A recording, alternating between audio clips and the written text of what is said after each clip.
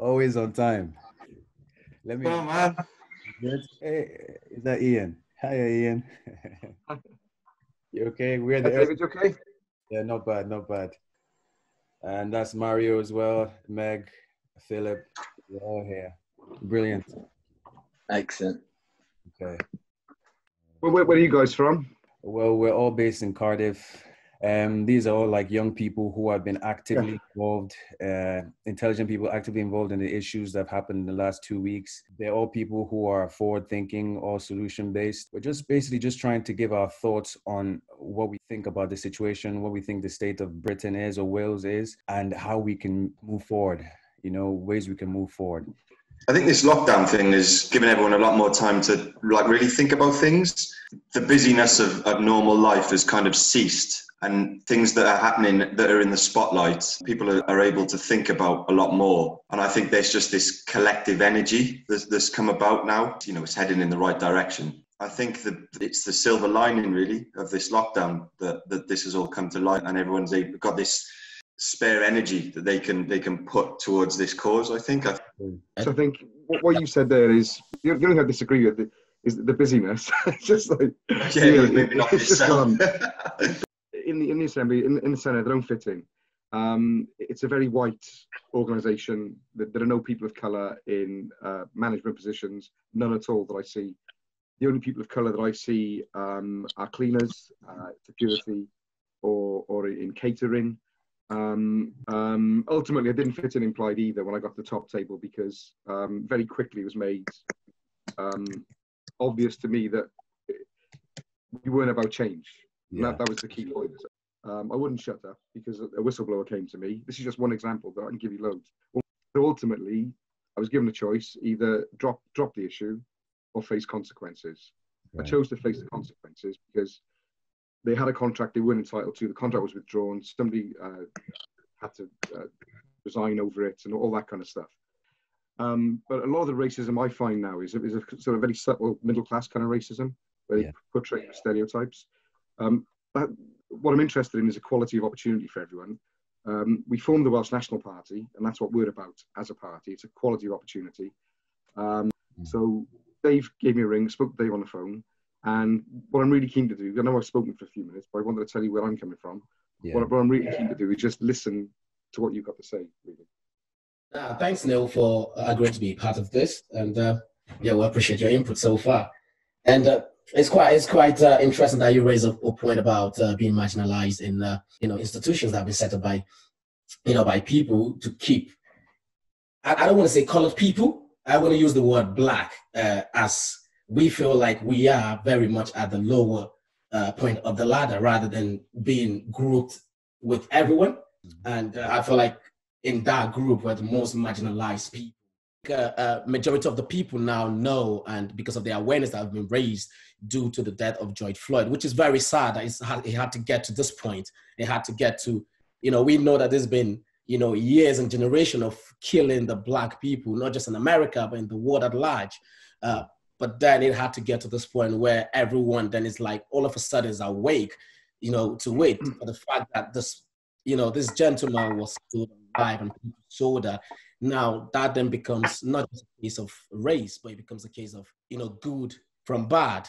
Yeah. Like, do you like your own family member to be murdered in that kind of manner? Would you like someone that you love, that to die in that kind of form? So I think because of that awareness, it's good that everyone is now talking about it, regardless of your race, your background. And Can I ask you a question? Yes, sir. Do you feel that you're institutionally discriminated against in Cardiff? Police, for example. I'm interested in the police angle. I've got friends who are officers and so on. And they're saying they're making huge efforts to change that. And it's much better now than it used to be. I just wonder whether you've had any experience of that. I've had experiences, I've had close experience, I've had friends that have had experiences. As a matter of fact, sometime last year, during Christmas period, a friend of mine got arrested for sleeping in his car. Mind you, he went out for Christmas do, came back home. He had no keys, but then he had his car keys on him. So he opened the car and slept in the car, hoping to get into mind you, he was even on the passenger side, not even the driver's side. Now the cops came, knocked on his window, he opened it, and they're like, what are you doing here? They're like, oh no, he's waiting for the house to be open because everyone is asleep and he didn't want to wake anyone up. And they they basically came to the station like, okay, we're gonna take you to the station. We think you were drunk driving, but you've got no CCTV, you've got nothing on me. So why would you say I was drunk driving? Just because I was sat on the passenger side. But again, I know that is a law that says you shouldn't even go in your car. That I understand. Now, long story short, he got into the police station. The first question he asked, obviously being intoxicated, is like, how come there's not a colored person? Now, not even a black person. He didn't say black. How come there's not a colored person in here that I can have a conversation with? Because he was saying that repeatedly. Okay. Philip, check your mic. I think he's muted himself without knowing. Yeah. You back on? No. No. But just to reiterate what he's saying, there is statistics that show that minorities and black people are generally stopped more by the police. There's more black people in jail. There's more children homicide, 17% of black victims. This is statistics on race in the criminal justice system. More black children being killed. If you look at the gangs in London, it's like almost part of rhetoric that, oh, the gangs are black and Asian, the drug, whatever is black and Asian, even though most of the community is on drugs. I really feel like we shouldn't really dwell too much on the fact of systemic racism. We're trying to see how can we move forward. One question I wanted to ask you is, do petitions work? I sit on the petitions committee in the Senedd. To be honest, I think they do up to a point. They're good for raising awareness. You get over 5,000 signatures, then it can be debated in the Senedd. Good. The weakness is it doesn't have any teeth, so that you can't actually do anything from it. But at least it's there. But in the Senedd, there is a process. So I would recommend the system. To be honest, it's pretty good for raising awareness. Okay, so how do we put some teeth in it then? How do we get it moving? It would depend what you want to petition about. I could put you in touch with the clerks of the petitions committee. You could liaise with them. Whatever topic you want to do, they'll advise you of the wording which you have to use. Yeah. It has to apply to the Senedd, something to do with our powers. We're responsible for communities, so it's quite a wide scope. So there's a lot that can be done there, positively, I'd say. Okay. I mean, just to say something quickly, sorry, go on. No, welcome back. I didn't know you were back on. Go on, brother. About the petition, that was the question. And I mean, in as much as obviously it seems like it raises lots of awareness, but we feel like it doesn't impact no change at all. We feel like nobody actually takes it and utilizes it to actually achieve that change that's required.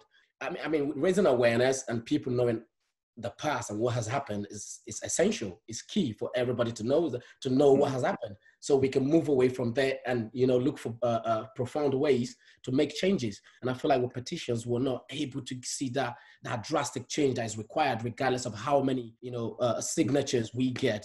It depends what you want to achieve, really. I think so. You want to go forward, you've got to know what you want to achieve first of all. I'd encourage everyone to get active in politics. I think we should have as wide a discussion on things and as many fora possible. Also, I think what we tend to find is in the workplace, we're seen as being, if we're assertive, we're seen as being aggressive, and if we're passionate, they call us angry. And there's a very stereotypical way of treating people.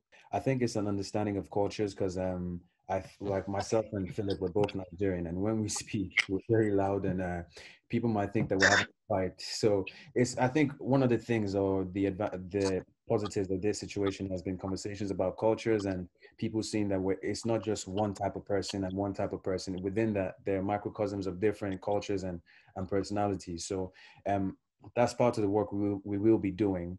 But I just want to call on Meg because one of the reasons why I asked her is she's very on it. She's very involved politically, I think. I don't want to oversell it if you don't. But what's your experience been like working in politics? Do you think it's open for young people to get involved in, or? Yeah, I mean, firstly, I just want to, in case anyone doesn't know, I haven't introduced myself yet, just to say the sort of line I'm coming from. I've been involved in politics since I was about 16, 17, from a research basis, and now in my job focused on women and engagement and how gender, class, religion and race blocks participation for Muslim women. Yeah. So that's the background that I've come from research-wise, and now I work as a caseworker for a Member of Parliament, a Labour Member of Parliament. In terms of my experience, that's the place I'm coming from. So in terms of young people getting involved in politics, I think we kind of touched upon a point earlier about petitions and where you want them to go. And I don't think it's about like protest versus politics. I think that it's about combining them together. And every historically in politics rights that we've won has been through the relationship between protest and politics.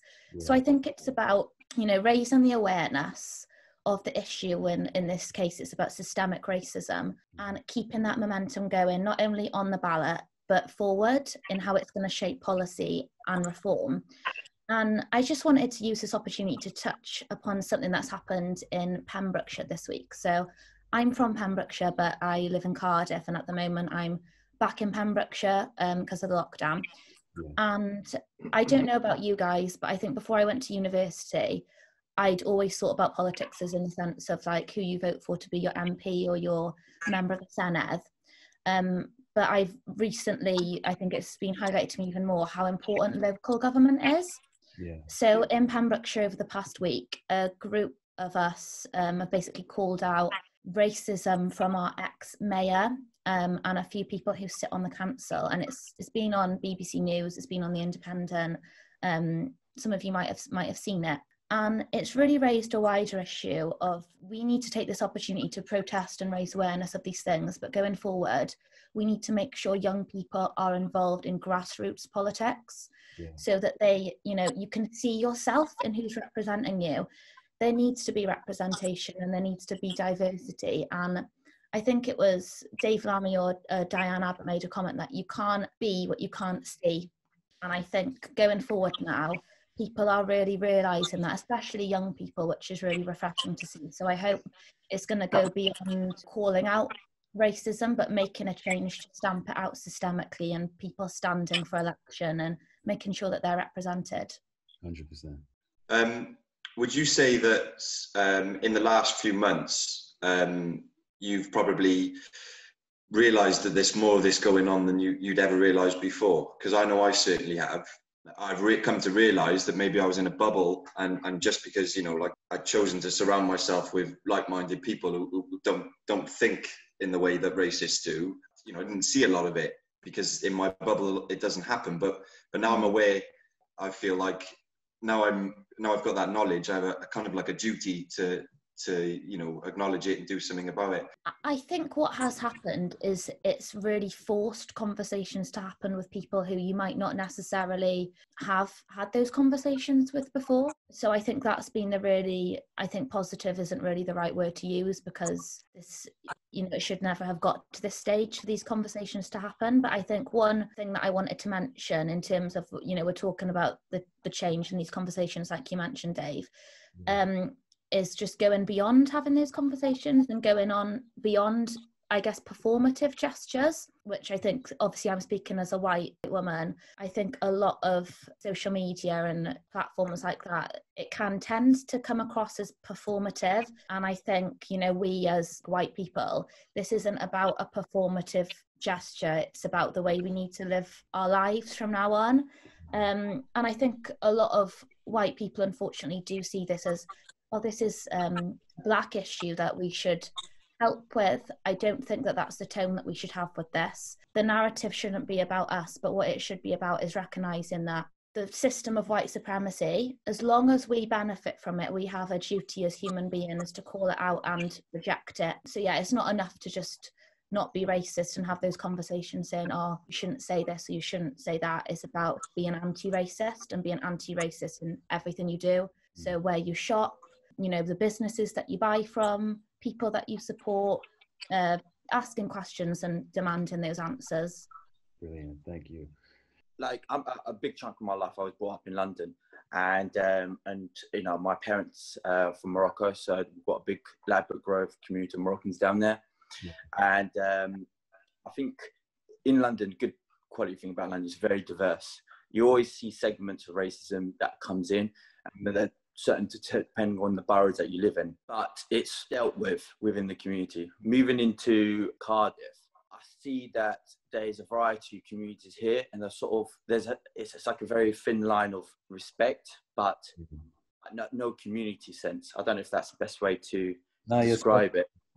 Yeah, and no structure here in Cardiff. There's structure in communities. You see the Asian community, the mosques. They've got structure in their own communities. Yeah. In the black community, I don't feel there's structure here. Yeah, but when I go to London, you know, there's like, you know, churches down there where there's got youth clubs, where they've got mentees, there's workshops, you know, in East London, Stratford, there's like a East London leadership schemes down there, bringing up young kids to educate them, to understand the opportunities ahead of them. When I talk to the young kids, they're lost, and unfortunately, they're taking what's on the media. Cardiff is a small place. They see what's outside Cardiff, and they think that's the way they should be. And the protesters and everything, it's fantastic. And I truly believe that, you know, petitions and everything for the long term, it's a great way of change. Yeah. If we were talking about the media impact and what change we'd like to see in the next year or 2 or 3, I think it's just trying to create structure and leaders, future leaders, to inspire people and think about their future and where they want to do. And, you know, that's where I would probably like to come in to have a conversation about. So basically, like, and we did something really, really simple, which was we wanted to make change. We were quite fortunate. We just graduated universities. We're working professional jobs, but we wanted to do a positive impact. So we set up a charity called Moroccan Youth UK in Ladbroke Grove. And we started off doing like Sunday schools, you know, like extracurricular activities about maths, finance, help kids with like doing up CVs. We did talks, like, you know, people who were doctors or businesses or whoever, and just talked about their story. And I think that and that was open to anybody. And it was just really about opening people's mind and inspiring them. Yeah. So if I wanted to, you know, from this situation, that's where and I really like to support and do, is just do something like that in Cardiff.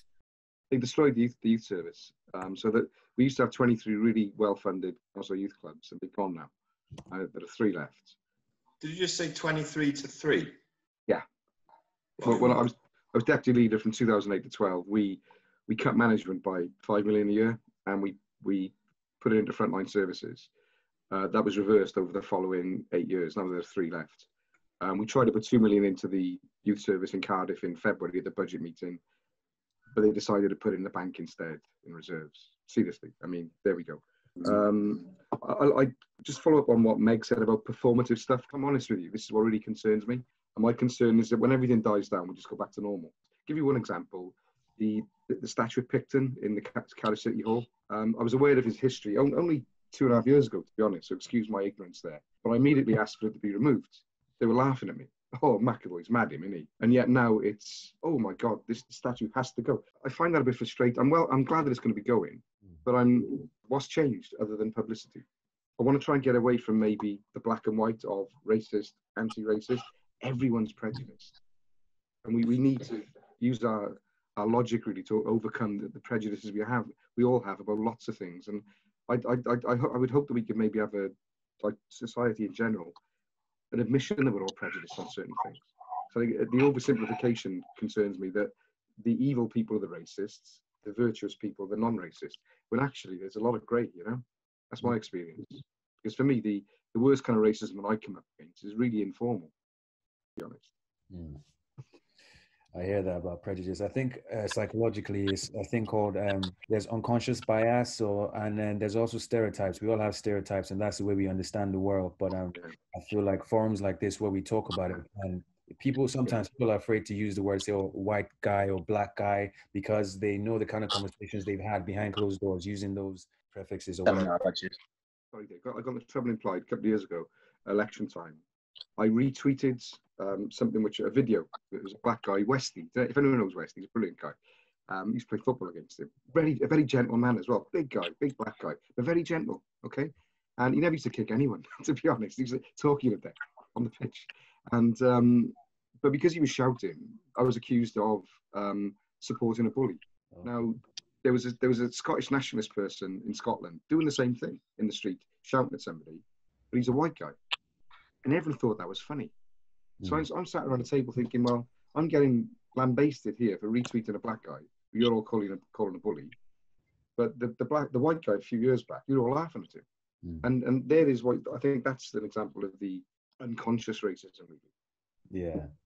It's like the Black Lives Matter protests, and everybody was focusing on the looting and rioting, and then you have I can think of somebody now. He was very much against that, but when the far right protesters came and the 23 policemen were injured, they put like funny background music on it, and it was more comical. But these are isolated individuals. I've never really seen racism. Like, I work on the doors as well. You have people who say little things here and there to me because they're unhappy about how they've been ejected from the club. So I never really took it personally. But when I saw what people were saying on social media, and then I looked at the facts and the statistics, I realized, okay, this is actually a problem here. And then you look at the history of Britain, and not just in Britain, but also in like countries like mine, Nigeria, in the West Indies, in Jamaica, all over the world, and how that's just been erased from history. I think that's criminal. I think that for people to know, a lot of people would have learned about this. We wouldn't have to deal with these attitudes if they had learned in school that in 1960, like Britain gave Nigeria independence, or this is how much Britain took from these countries, or this is how much Britain made from the slave trade.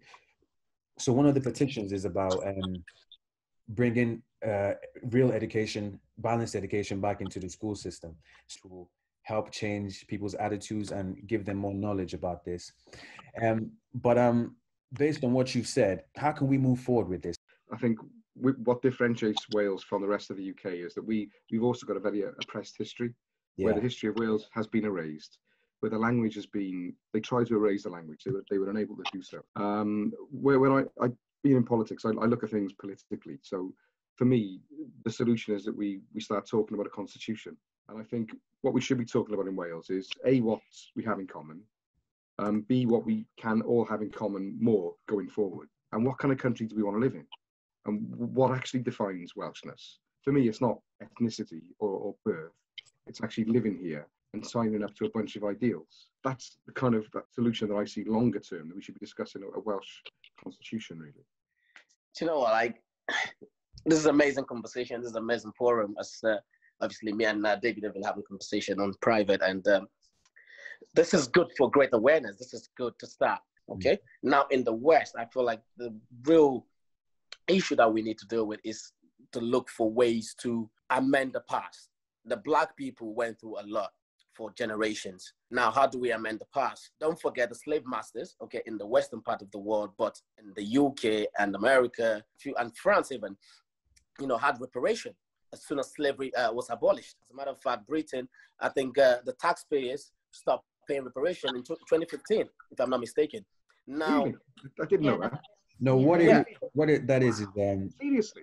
Basically, Britain abolished slavery in 1833, and one of the one of the conditions for that was that they paid this slave owners, which was themselves, 17 billion pounds or something crazy. So from then till now, we as taxpayers have been paying off that money to the state, to Britain, for something which they made illegal. So it's like what you said, what Meg said about performative, where on the surface it looks like we're doing the right thing and we're going to do this, but in reality it's just like money laundering. So back to you, Philip.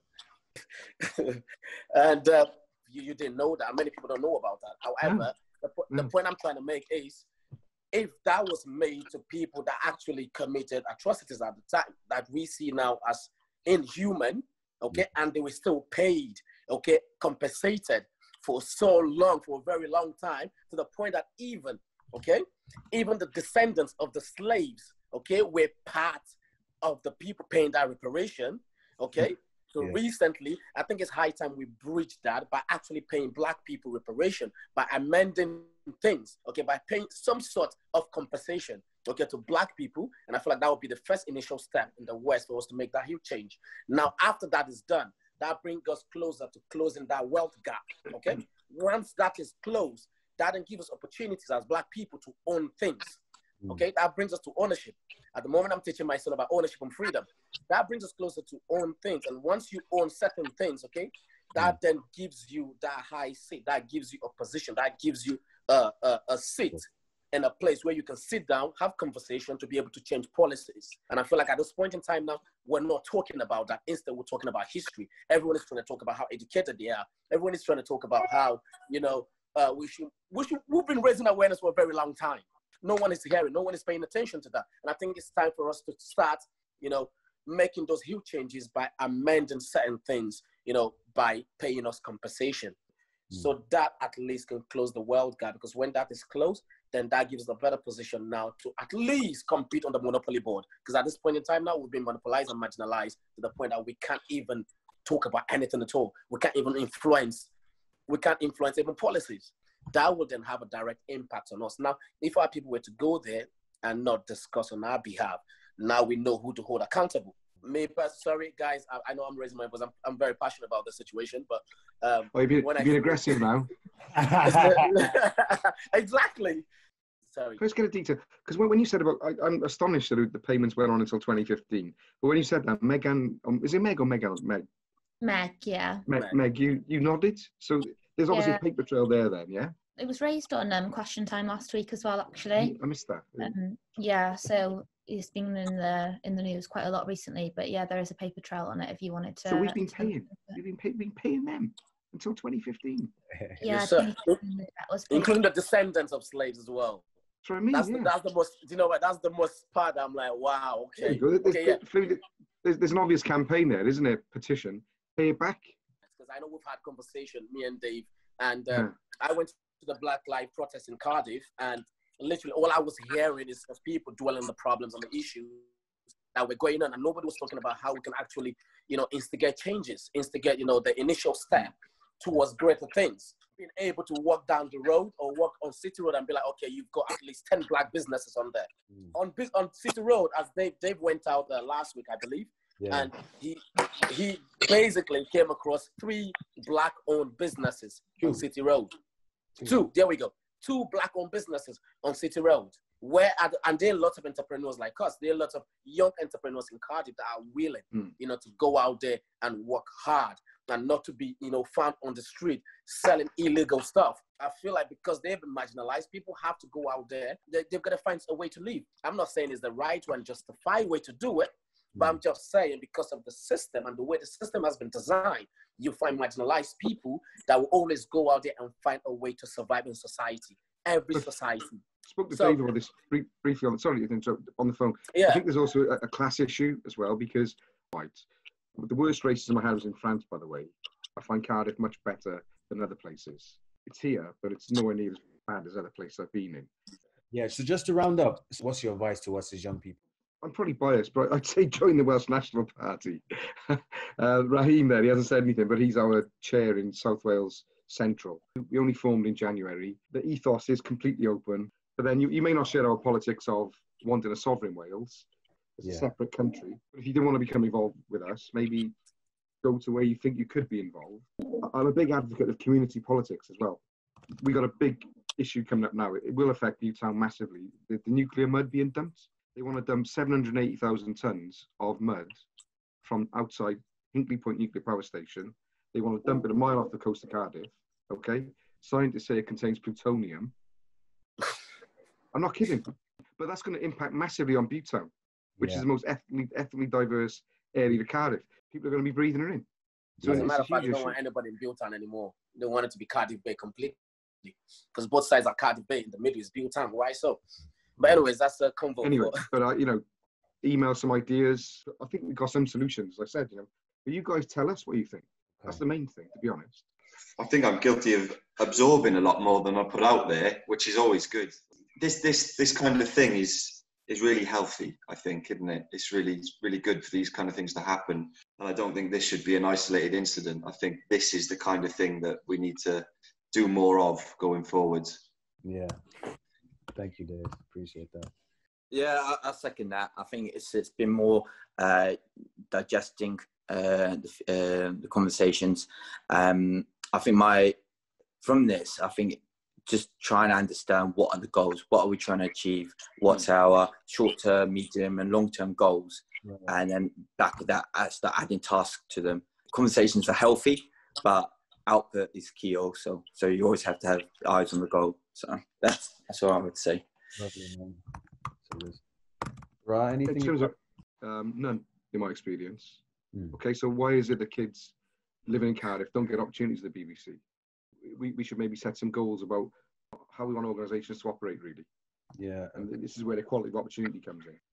Neil, Dave and I had a conversation about how the changes that need to happen are probably going to take a generation or two to really manifest. And we were saying how important it is that the changes at the level of young people and kids, for them to happen, that's really where the battle will be won. And that's why you know when you said about the 23 youth clubs becoming 3, my God, what a backward step that is. I'm telling you. Yes. That's the thing that you know, the debt being paid off until 2015 has shocked you. The youth club statistics has shocked me.